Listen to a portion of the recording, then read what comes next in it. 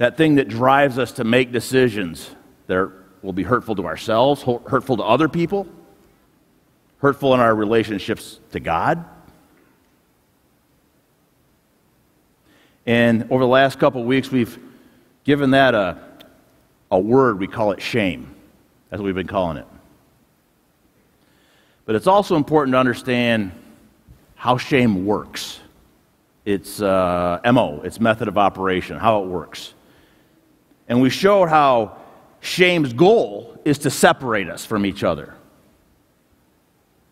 And the way it does that is through self-hatred,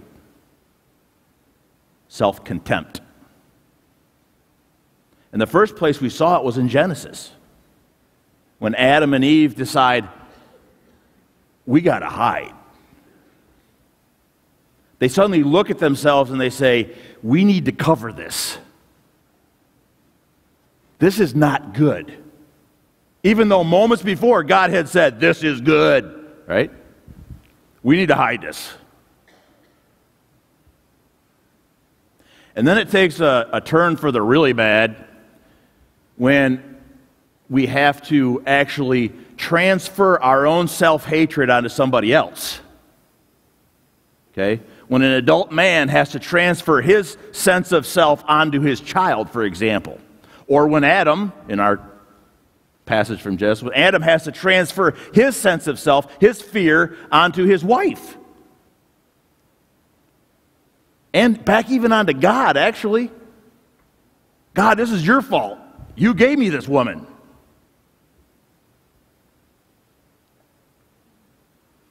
And this idea that we transfer our self-hatred, our self-contempt onto other people has global ramifications.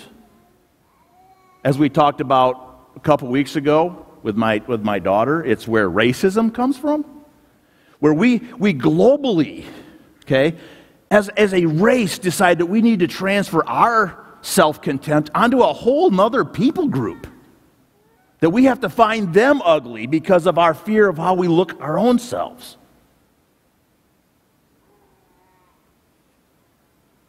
But it can also be as small as gossip. Okay? It can be as small as a conversation around a water cooler where we have to diminish another human being. And here's what's weird, okay? Here's the strangest thing about gossip. And there's tons of research on this. But when two people are diminishing a third person, something happens.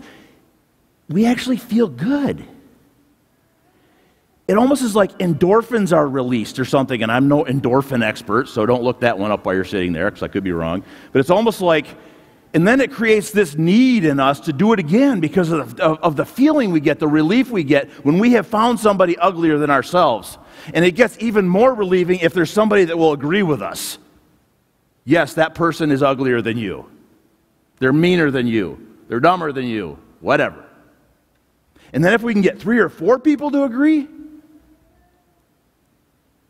And here's what's really interesting, is it doesn't take much to get somebody to agree. It's like if you invite somebody into the conversation and say, this is an ugly person. Our endorphins, our psychology precludes us or inclines us to see that in them because it will then help us unload our stuff on that person too. We're not inclined to give them the benefit of the doubt, to wonder about what, so we're inclined in that way. Psychologists would say that is our need as humans, to give that to somebody else. And it's precisely what was happening in Jesus' last days. It's almost like the world got together and they bagged up, since the time of Genesis, and they bagged up all their self-contempt, all this stuff, all this hatred that we have for our own selves. It's like they bagged it all up and they're going to unload it on this one man. Okay? It's like they get together and they give Jesus this collective slap across the face as if to say, why can't you be more of a man? Why do you got to be so soft? Why can't you be what we want you to be? And all this self-hatred piles up and begins to take the form of a cross.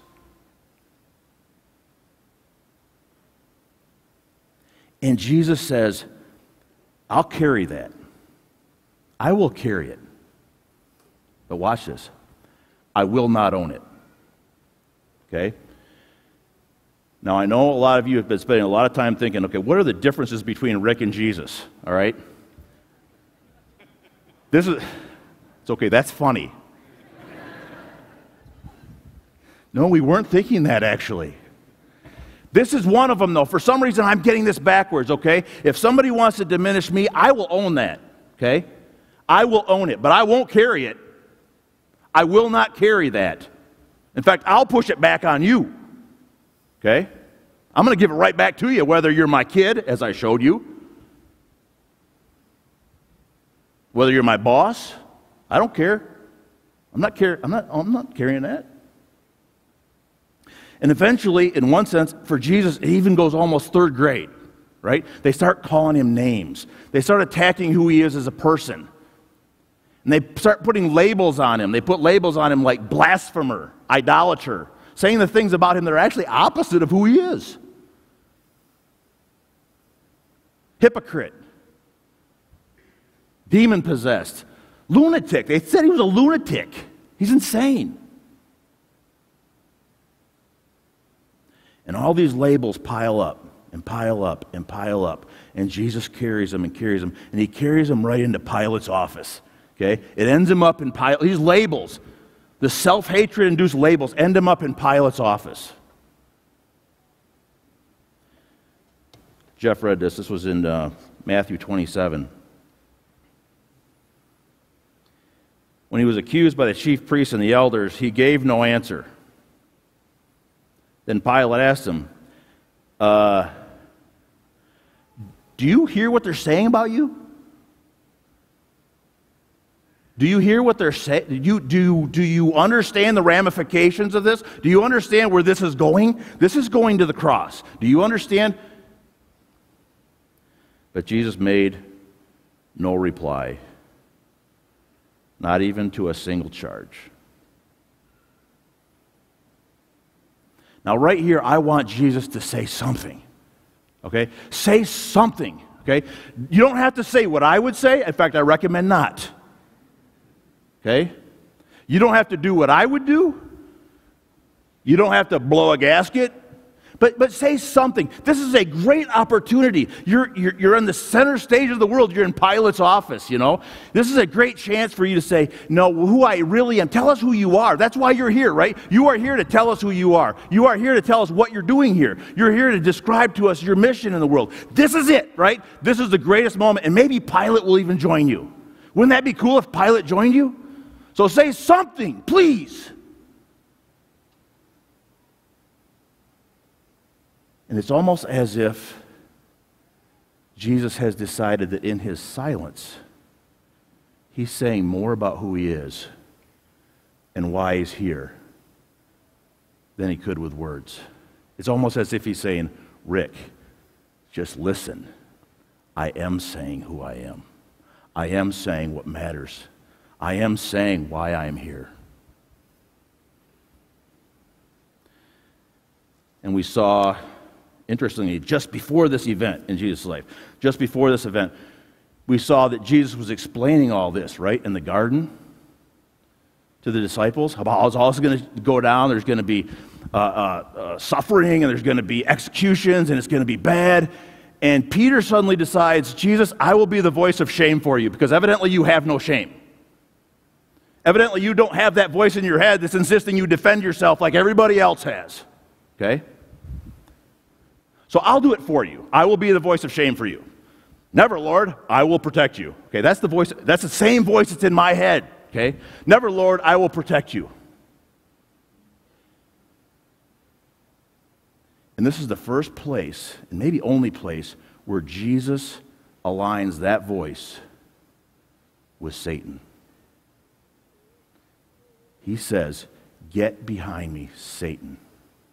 Because you don't have in mind the things of God. You have in mind the things of men. And I go all the way back to Genesis and I say, what if Eve could have mustered the strength or the will in that moment where she was being told to defend herself, to fix this situation, fix this mess we're in? Like Peter was going to fix it. What if in that moment Eve had to just say, "Get behind me, Satan," because you don't have in mind the things of God, but the things of men. How different would things have been to be able to speak that to that voice?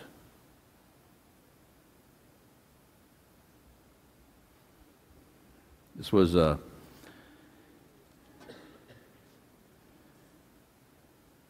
after Jesus goes through this. It says that Pilate was amazed. He's amazed. Who does this? Who has this capacity? Who has this ability? Who has this strength? Who has this understanding? Who has this restraint? Who has the ability to not respond in defense? There's not a word of defensiveness. There's not a word of blame. All that stuff that we would do, and Pilate says, this is almost not a human being, when in essence it's the only human being who has not been afraid to claim his humanity, right? Eve said, "I'm ditching the humanity. I'm going this way." Jesus says, "I own that." And Pilate finds it's amazing.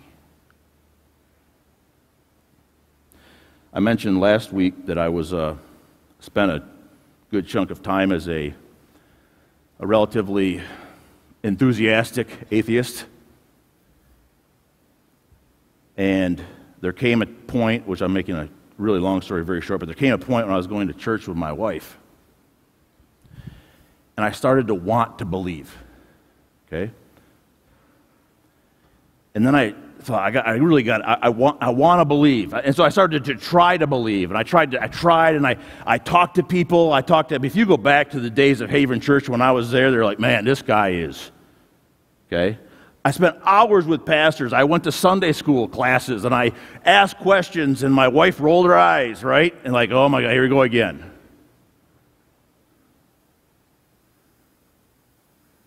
And I read everything. Oh my God! And you know what? I could not force myself to believe. Just couldn't do it. And so eventually, I had this conversation with myself.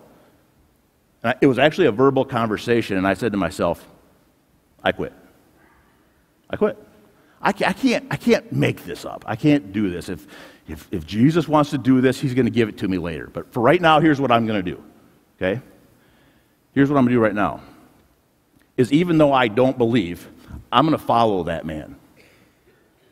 In my unbelief, I will follow that man. Because I saw how he was with, I saw and I thought, if I can live that life, I will have lived my life. Not the life being dictated to me by my psychology, by my peers, by this, by that. I will have lived the life I want to live if I can follow that man.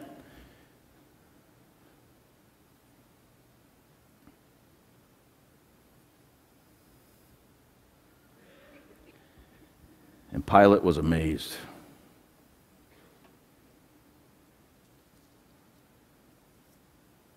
When Jesus finally speaks, it's at the cross. And crowds are around. There's people casting lots for his clothes. I mean, what could his clothes have been worth? It's not even worth putting a dice game together, I wouldn't think, but they're casting lots for his clothes. They're shouting at him. And when he finally speaks, these are the words that comes out. Not defensiveness, not rage, these are the words that come out. They're compassion and empathy. He says, "Forgive them, Father." Compassion. They don't know what they're doing. Empathy.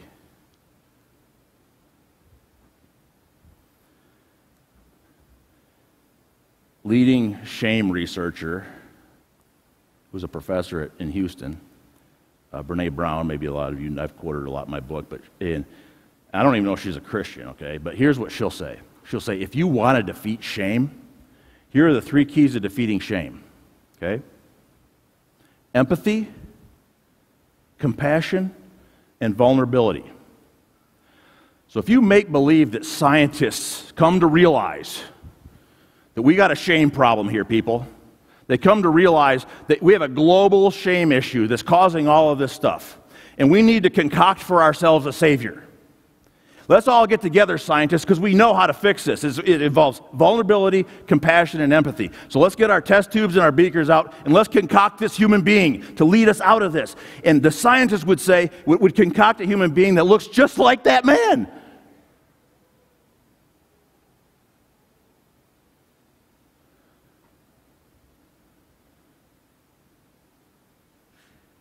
They're agreeing with us.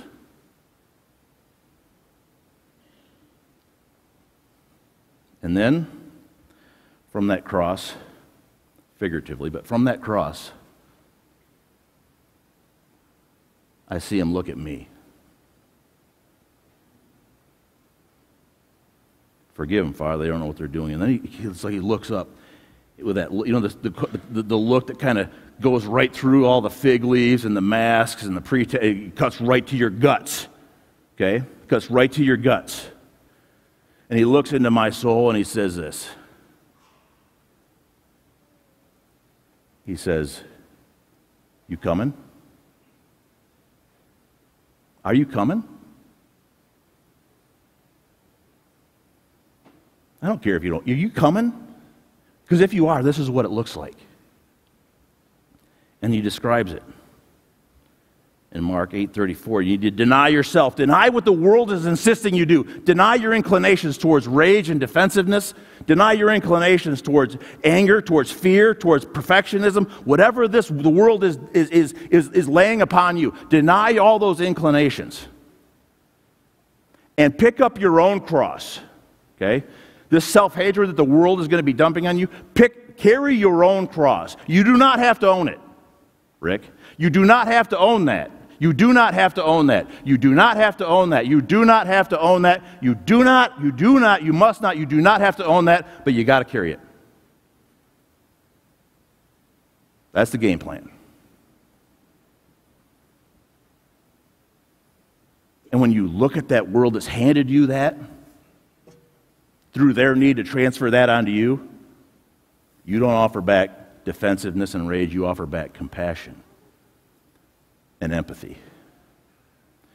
And some versions will even add this word, this important word right to the end. They'll say, pick up your own cross daily. Every day.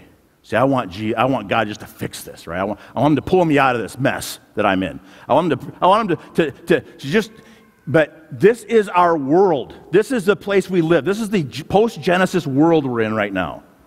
Okay? This is the place we exist. This is going to be a daily fight, a daily battle because of the world we exist in. However, we do not have to be slave to that world. We do not have to be slave to those decisions. We have the freedom to make a choice to instead follow that man. Follow that man into a place of vulnerability, empathy, compassion. Not because you have to, but because you're free to. We are free to follow him into freedom. And Jesus says, it's kind of a big deal. There's a lot at stake. Verse 35, whoever wants to save his life was going to lose it. But whoever loses their life on account of me, because of this, and for the gospel, will save it. And in this context, Jesus is not talking about where we go when we're dead.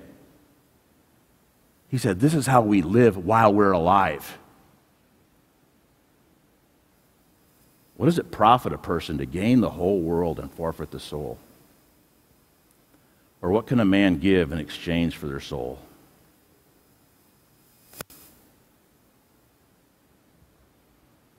When I was coming out of that atheist phase and going into being part of this, I really want to believe phase, and I was becoming a follower, I was becoming a Christian. I found myself at a huge sales meeting for my company. Everybody was there. My boss was there. My boss's boss was there. My boss's boss's boss was there. All the people who report to me are there. And the fellow leading this meeting decides he wants to do an icebreaker. Who invented icebreakers? There's 8 million people in this room. And the icebreaker always says, we're going to have to do this rapidly. Nobody does icebreakers rapidly. Everybody goes into a story, do they not? Anyway, that rant for another day. We're going to do an icebreaker. Here's what I need you all to do. I need you to state your name, and I need you to tell us all, what is the most important thing to you in life? And suddenly I realize my worlds are about to collide. In one world, I have corporate America. Okay? From corporate America, I get my sustenance. I get the things that sustain me in life. I get food. I get shelter. But more important, I get my emotional sustenance from them. They tell me I am somebody. They tell me how important I am. They tell me how good I am. And I need that. I cannot lose that sustenance. And the other world, of course, is Jesus. And as a new Christian, even I know what the answer to that question is supposed to be. Okay? The answer to the question of what's most important to you in life is supposed to be Jesus. And the thing is that I think I know how that word is going to go over in this room. There's something about that word and how it's going to go over in this room that terrifies me.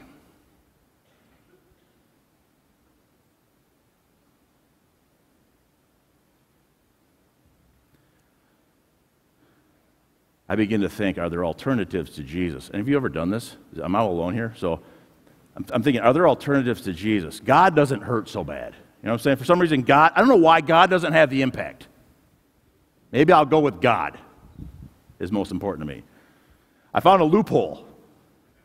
In the passage that said, whoever's ashamed of me, I will be ashamed of him. I'll just say God, right? No, I can't do that. No. Okay, say my faith is most important to me. You can do that. And so, I feel the weight of Jesus looking at me in just disapproval, right? And so I do what any adult male will do in that situation, or adult female. I don't know why I said adult male. Anybody. You know what I should have done is gone to the bathroom. I just thought of that. That's always my go-to. Okay? Going to the toilet is always my go-to, and for some reason it failed me in that moment. So I just sit there and I sweat. And it goes around the room like a ticking time bomb, you know? And everybody's rattling stuff off. They're rattling stuff off like, the most important thing to me was getting that degree that I worked so hard for. The most important thing to me was the birth of my son. The most important thing to me was defeating that disease I have. It was all great stuff, right? It was all great stuff. But nobody was breaking the J-word ice yet. There's two fellas, though, that are in line in front of me. Okay? They report to me, so I have some power here. They're both Christians. Okay? They are now pastoring churches in Michigan. And I'm thinking, all right, they're going to pave the way, and I'll walk the path. I'm not going to be a freak show by myself, at least. And they failed. They failed me. I never thought they failed God, but they failed me.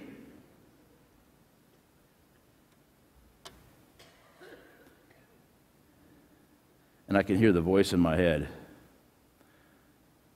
What are these people going to think of me when that word has to come out of my mouth?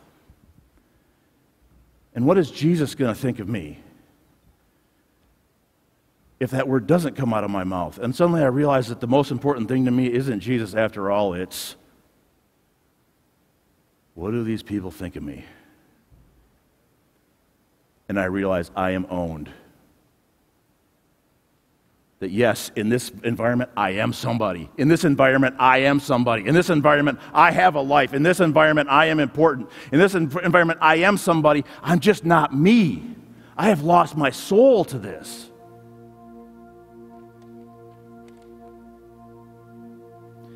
When Jesus goes before Pilate, he's given a chance at life. Pilate says, I'm going to give you a chance at life here. But the life that Pilate offered Jesus, it wasn't his life. Jesus was already living his life. And when the crowd shouted out, save yourself. Come down from there if you're the Son of God, save yourself. But he didn't actually need saving. He never lost his soul. And so somehow, when I am able to face these particular moments like we talked about last week, the battle of this moment, if I am able to face the battle of this moment and offer back courage and face those moments with courage and compassion and empathy and hope, then I gain a bit of my soul. And if I can take the hatred of the world that it needs to put on me, if I can take that transference and I can not own it, okay, but if I can carry it and offer back to those people grace, understanding, compassion, empathy, then I start living my life, the life I thought I wanted to live. And if I can stand in front of a group of people and not be afraid of just simply being who I am, then I am being who I am. How could I not follow this man? He is the way, the truth, and the life. How could I not? So after 3 sermons, over 3 Sundays, about one battle that we are all in together, and my desire to follow that man out of this mess to freedom, I leave you with one question. You coming?